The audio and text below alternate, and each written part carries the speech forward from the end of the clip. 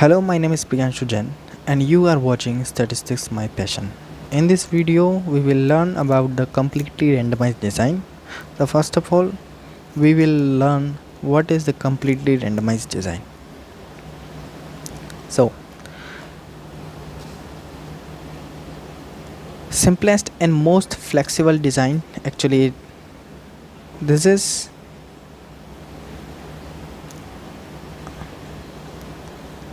most flexible and easiest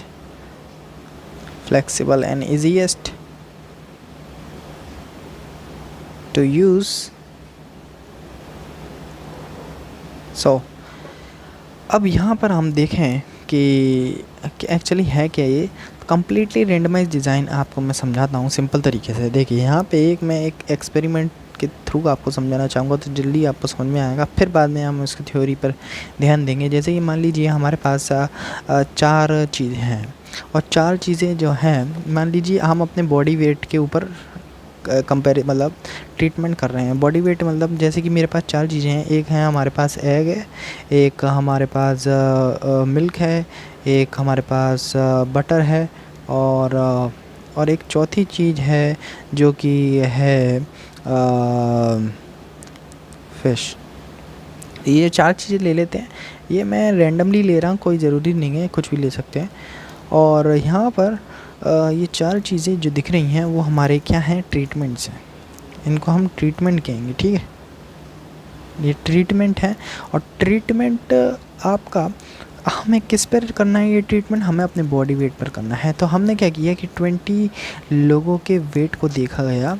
तो 20 लोगों के वेट को हम देखेंगे आफ्टर ईटिंग दिस स्टफ्स, मतलब इन चीज़ों को खिलाने के बाद क्या वेट में अंतर आता है। इन चीज़ों को देखा गया तो जो बॉडी वेट था वो हमने देखा और जो बॉडी वेट में अंतर आया वो हमने अपने एक्सपेरिमेंट में लिखा। तो एक्सपेरिमेंट में हम करेंगे क्या कि टोटल 20 हैं, 5-5 के स्लैब बनाएंगे हम, 5-5 के लोगों के स्लैब। जैसे कि रैंडमली 5 जने चुनेंगे और 5 जनों को हम एग देंगे खाने के लिए। ऐसे ही 5 जने हैं मिल्क देंगे, बटर देंगे और 5 जनों को फिश देंगे। तो ऐसे ही हम वेट ऐसे ही भरते जाएंगे। और मतलब मैं भर नहीं रहा, लेकिन यहाँ पे वेट्स आएंगे 5 जनों के, ठीक है। अब यहाँ पर हमने वेट्स लिख दिए। अब यहाँ पर आपको देखने को क्या मिलेगा कि मैंने ट्रीटमेंट किया। हम रेप्लिकेशन एक वर्ड है यहाँ पर, रेप्लिकेशन। मैं थोड़ी देर में समझाऊंगा आपको ये ट्रीटमेंट रेप्लिकेशन क्या चीज़ है। रेप्लिकेशन यानी कि यहाँ पे कितने बार किया गया था, हमने 5 लोगों को खिलाया था और टोटल यूनिट्स आपको जो मिलेंगी वो मिलेंगी N/RV, एक फार्मूला है। तो आपका R यानी कि 5 और ट्रीटमेंट भी हमारे कितने हैं, 1 2 3 4 यानी कि हमारे 20 पीपल हमारी यूनिट्स हैं। एक्सपेरिमेंटल यूनिट्स कितनी हैं? एक्सपेरिमेंटल यूनिट्स हैं हमारी 20। इसका मतलब ये है कि हमारे पास 20 लोग थे जिन्हें हम एक्सपेरिमेंटल यूनिट्स के नाम से जानते हैं, एक्सपेरिमेंटल यूनिट्स, ठीक है। तो अब यहाँ पे आपको समझना है 3 चीज़ें। अब यहाँ पे आपको कुछ समझ में आया होगा कि एक्चुअली क्या चल रहा है।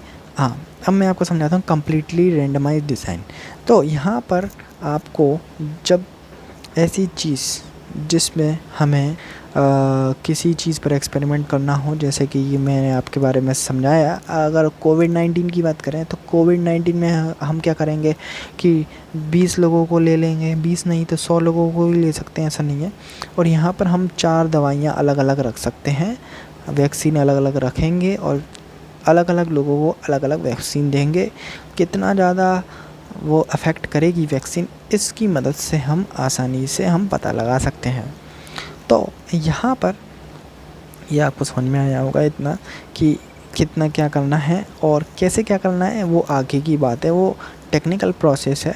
तो यहाँ तक आपको समझ में आया होगा कि एक्चुअली कम्प्लीटली रेंडमाइज डिज़ाइन कैसे काम करता है और कैसे इसमें हम वैल्यू रखते हैं।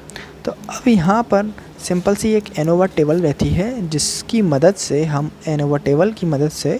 हम क्या करते हैं, अपना जो भी है एनोवा टेबल लिख लेते हैं सबसे पहले, जिससे मैं आपको जल्दी से समझा दूँ। एनोवा टेबल में होता क्या है कि source of source of variation यहाँ पे लिखते हैं, और डिग्री ऑफ फ्रीडम यहाँ लिखते हैं। Sum of squares, mean sum of squares and variation,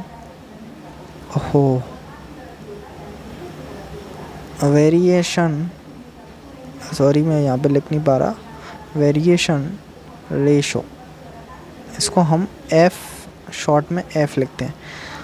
तो ये जो टेबल है आप बना सकते हैं, काम आएगी आपके। एक जो है ट्रीटमेंट्स के लिए बनती है, ट्रीटमेंट्स के लिए बनेगी, और दूसरी है एरर्स के लिए, और यहाँ पर नीचे जो है टोटल के लिए बनेगी। 3 चीज़ों के लिए हमें लिखना है।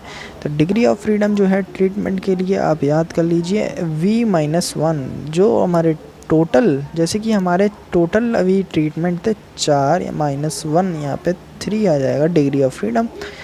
एरर्स यानी कि N-V, N यानी कि 20 में से कितने 4 माइनस करेंगे तो 16, और यहाँ पे टोटल जब करेंगे तो N-1, 20 - 1 यानी कि 19। ओके, सम ऑफ स्क्वायर्स ऐसे ही निकालेंगे। ST² हम इसको शॉर्ट में कहते हैं, SE² हम इसको शॉर्ट में लिखते हैं। इसका फॉर्मूला आपको बाद में पता चल जाएगा, ST² + SE²। यहाँ पर ST² सम ऑफ स्क्वायर यहाँ पे निकालना है, तो ST² यहाँ पे मीन सम ऑफ स्क्वायर कैसे निकालेंगे। ST², ये छोटा s है ये वाला, और ये बड़ा s है, ये ध्यान रखिएगा, अंतर है। V-1, और यहाँ पर s छोटा है, e बेस में e, और फिर इक्वल टू S² बड़ा अपॉन में N-V। ओहो, बॉर्डर क्रॉस कर गया।